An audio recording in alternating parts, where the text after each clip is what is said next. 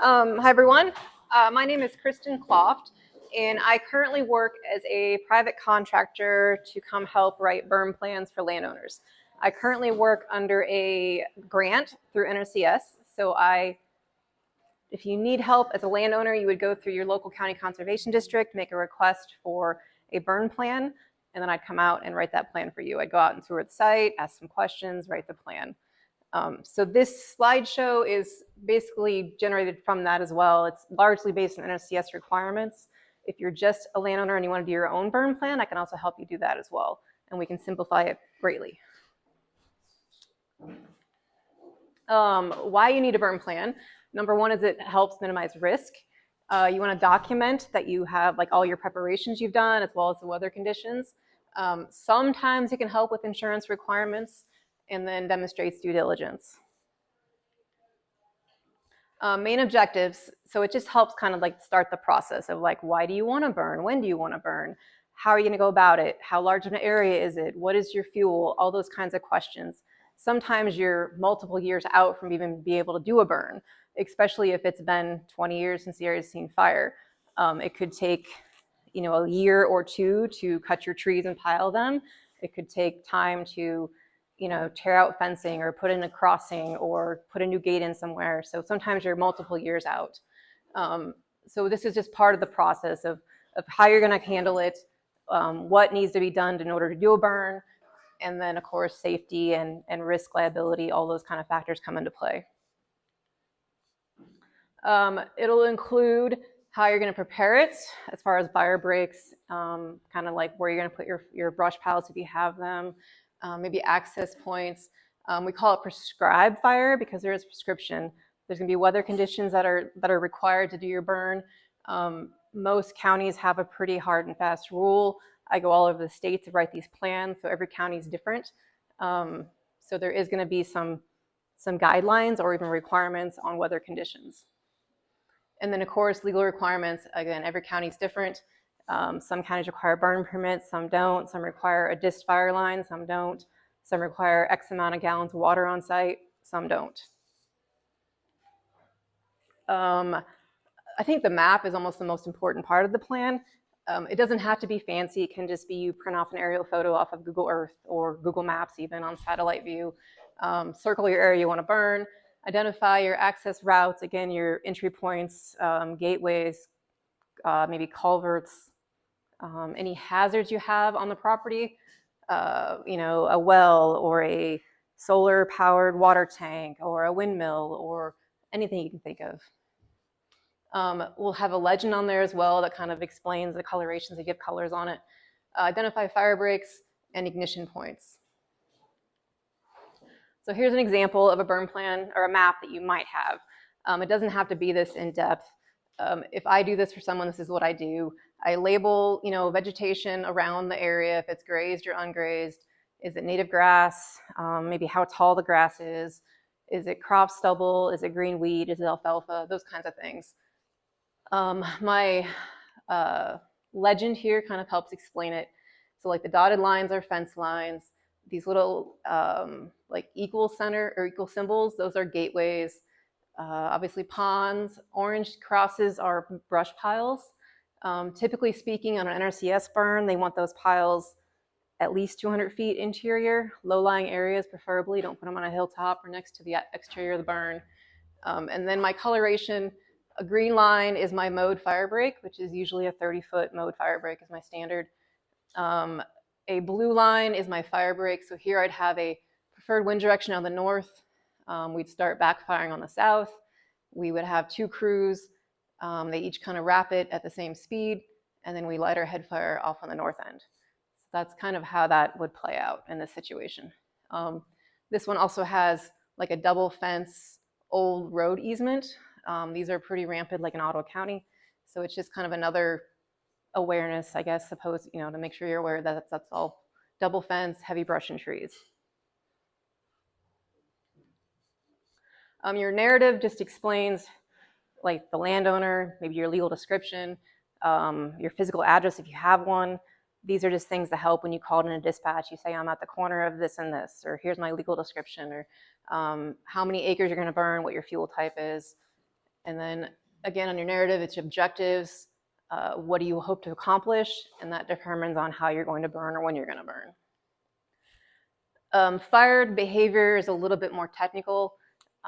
It kind of depends on if you want to back burn for some reason, or if you want to run a head fire through it and be done as quick as possible.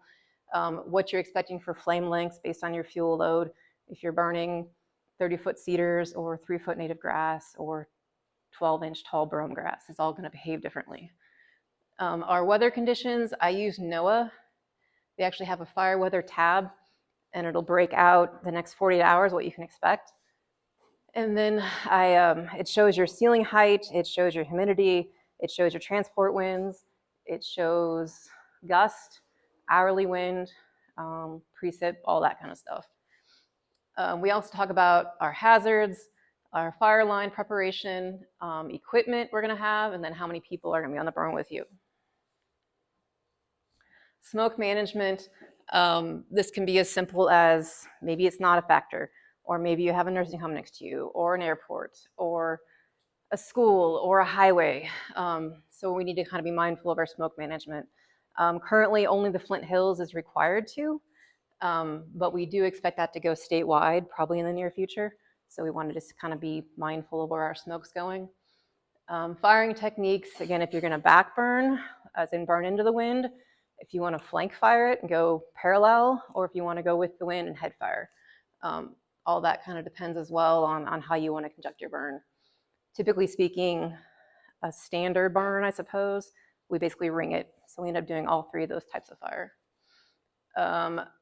Our mop up just means clean up. So after the head fire is out, we go around and we look for smoking debris or cow pies or an old tire in the ditch, or just any kind of hot spots.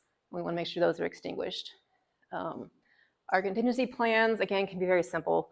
It can be if we have a spot fire, as in something that leaves our burn area, we go put it out.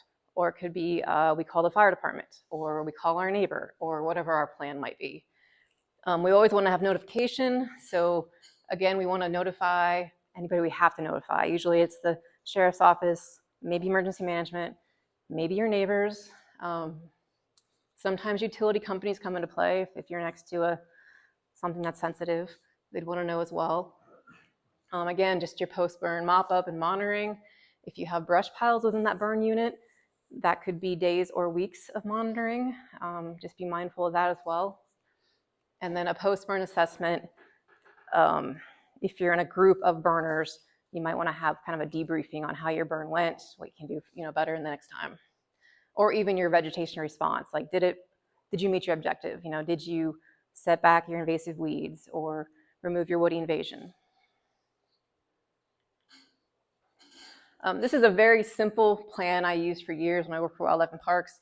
It's just basically a 2-pager. It's a Word document. You can type in there and the boxes automatically expand for you.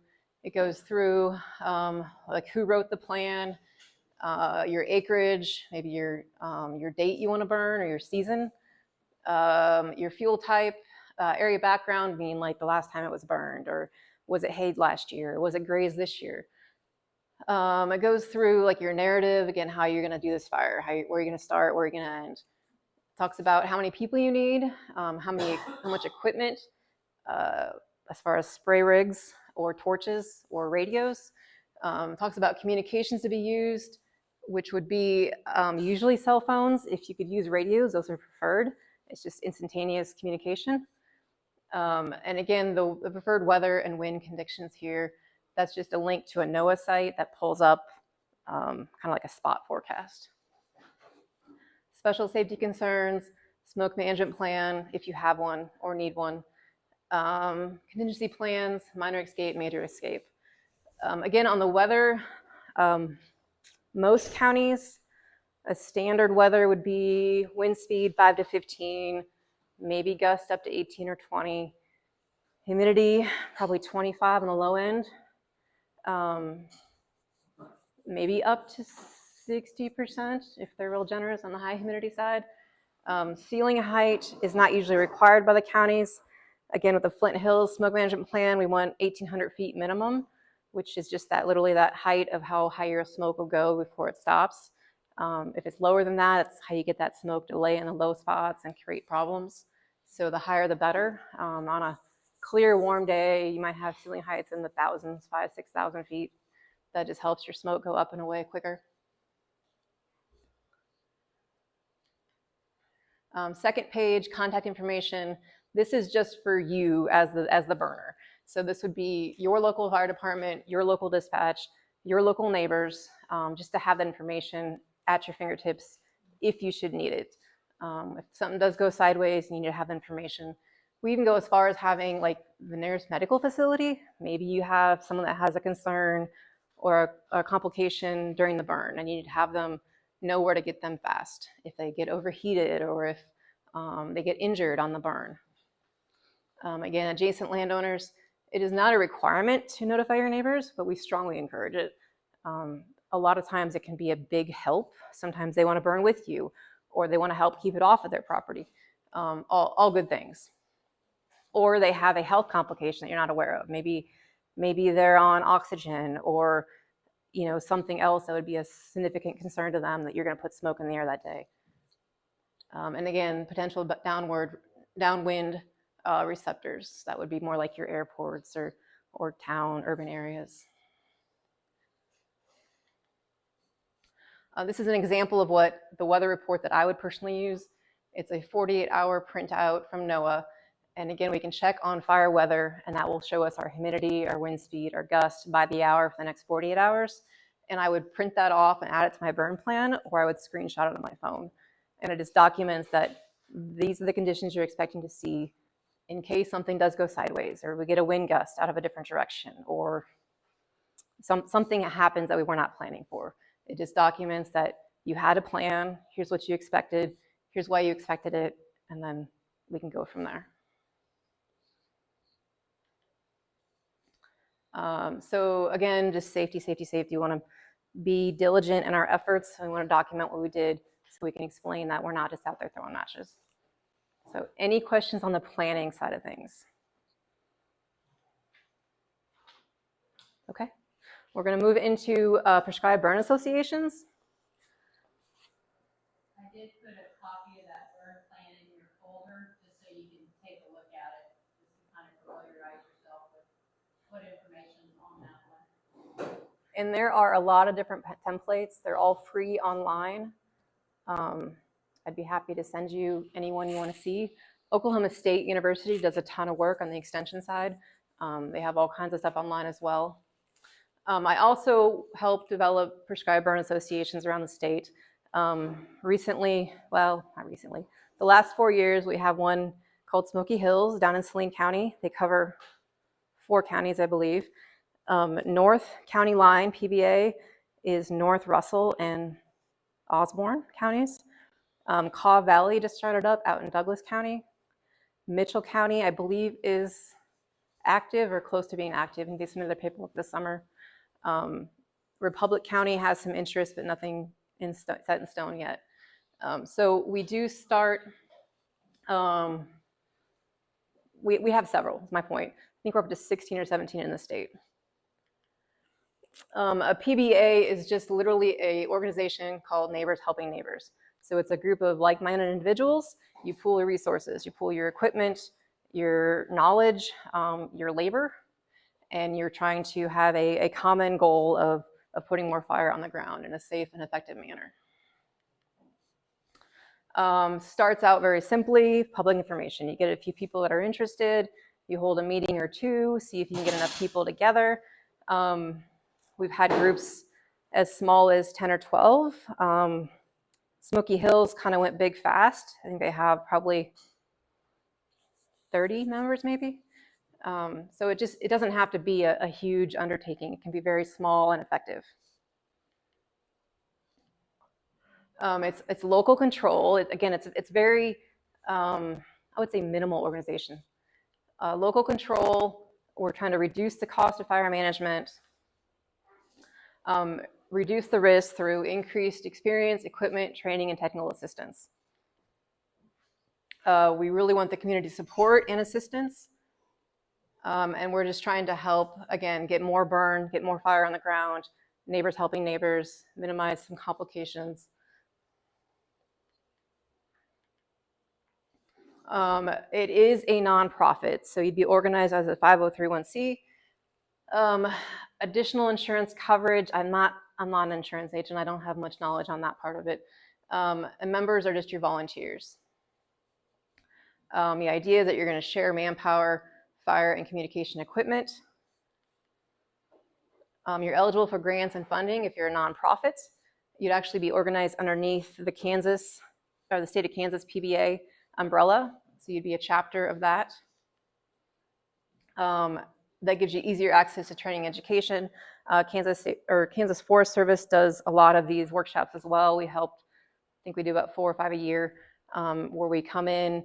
We try to maybe give preference to a new startup PBA where we can do some training. Those are summer burn workshops, so we can slow the fire way down, provide some instruction, get people on the line with drip torches, water lines, that kind of thing. And then there are a few requirements with the PBA. A once a year small membership fee. Again, some of these groups, I think Smoky Hills is $25, maybe $20. The Route 36 group up in Phillips, how much? 10 is what they charged me last year. Okay, nice. Okay, maybe it's 10. Route 36 and Smith and Phillips, they got kind of reorganized a couple years ago. I think they threw in $100 the first year just to give them some kind of money in the pool to get things going a little faster. But again, that's just a local control. You get to set your own dues. And then it gets self-sufficient. So literally maybe 3 people could organize it and get it going. Usually a vice president, president, secretary, treasurer, or chair, vice chair, however you want to organize it. This is kind of some old data here. This is from 2012. But it has, this is out at Oklahoma State University Extension. A ton of burn data goes through them as well. This is almost 1,100 burns. This is all PBA burns. So 78% were contained, 20% had spot fires, as in a little fire they were able to contain, and then only 1.5% had an escape, meaning they had to call additional resources like the fire department. So the point is that they're very safe. All right, so your goal of your public meetings, if you were to hold one of these, you want to inform your neighbors, identify interested persons, set up a steering committee. That would be your 2 or 3 people that kind of want to take charge of it. You want to outreach to county commissioners, fire chiefs, get them in the loop right away. Your steering committee, 4 to 8 members, and these numbers are just, they're pretty abstract. Draft a mission statement, bylaws, and a handbook. And we have examples of all of those. We have templates. So literally it's like 1 to 2 hours maybe of paperwork to get going. It wouldn't take much. We could give you a suggestion on a mission statement. You can tweak it however you want. We have a template of a handbook and bylaws where you can just enter your name of your entity on that. Elect your offices. Again, your chair, vice chair, president, vice president. Establish a bank account. You do have to get an EI number, which is just online through IRS. You also need to go through the, escapes me right now, Kansas Attorney's Office and file a paperwork there as well. It's all online, takes about 5 minutes. Recruit your membership. You submit your bylaws, your handbook, and your dues to the state association. Your dues are once a year, $25 for the group for the year. So it's just a one-time payment. And then that gets you underneath that umbrella of the Kansas State PBA. Currently, here are our PBAs in Kansas. This Route 36 is 2 counties, Smith and Phillips. Jewel County has been up there for 20 plus years, very well established. This North County line is established, but they kind of have a slow start. And then we're missing Caw Valley over here in Douglas. And then Mitchell County is also on there. It's not colored up yet. There's no requirements. I shouldn't say no requirements. As a PBA, you're not required to do a number of burns or a number of acres. As a group, you can organize yourselves how you see fit. Generally speaking, the rule of thumb is you have to help on 2 other burns before you get your piece burned. So they try to prevent people from coming in, doing their pasture, and then jumping out. Again, that's up to the local control. You can organize how you'd like. So some of these groups maybe are pretty inactive. They don't get any fire at all for 3 or 4 years, and then they start burning again. Or they do, small grass strips, or they do large pastures, or whatever they want to do. It's totally up to you how you organize it. And then regionally, this isn't nationwide, there's a ton of PAs, but it's regionally, Texas, Oklahoma, they're littered there. Nebraska has quite a few, and then even further east. But there's PBAs all around the country. So any questions about PBAs? That's easy. Okay. I will say this states out west when I mentioned that we have PBAs and we're teaching, getting more drip torches in homeowners' hands. It blows their mind. Like they're like they don't understand it. There are some in California, but I can't speak for other Western states. And there's large and small. You kind of have to think about how big you are. Like in Jewell County, they're just within Jewell County. They have 3 officers, I guess. And again, they're very well organized. They've done this for a long, long time. They each basically kind of take a third of the county, and that's how they organize themselves. So it's just one group, but they kind of have their regions. They'll put out a call like, hey, I want to do a burn Saturday. And then it's like a text string or an email string, and you just kind of organize yourselves. I do have a PBA trailer at my house as well, with a UTV rig, an ATV rig, 4 drip torches, 10 radios, a transfer pump, chainsaw, leaf blower. So we can also kind of help people as well from time to time. And then I also am with Pheasants Forever, our local chapter here in Clay County. We have 2 spray rigs that we can loan out, drip torches, flappers. So there are definitely local resources. There's a flyer in your folder for them too. Can the PBAs use the county's portable? Isn't that your older?